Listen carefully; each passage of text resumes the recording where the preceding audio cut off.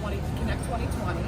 And the Old Port Atlantic ExPo project came about because we received a lot of resident and visitor feedback about Atlantic Avenue being unsafe and people being uncomfortable riding their bicycles along that.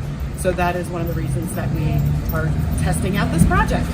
And we're out here on Atlantic Avenue where we're running a demonstration project on bike and pedestrian improvements because we're really trying to look at our community and our public infrastructure as a complete streets, and that everybody has access, safe access to their roads and sidewalks and the like.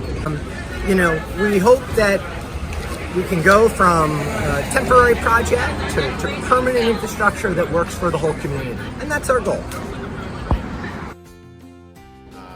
We are the Transportation Management Association for South Jersey.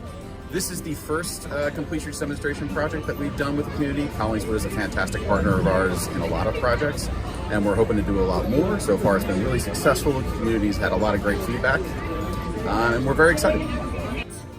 One of the main components of this project are advisory bike lanes, and they're a good fit for this particular street because it's too narrow for standard bike lanes, and the advisory bike lanes create specific space for bicyclists but also allow cars to pass, and it's a really nice way to provide space for bicyclists within this context. Enough to get involved with this project because our art center's in Collingswood, New Jersey. We're always looking for ways to make the town and our environment more accessible to folks here. Allison contacted me and I thought this was a super cool project to get involved in because I love to bike and walk and want to see it in all of the towns in Jersey.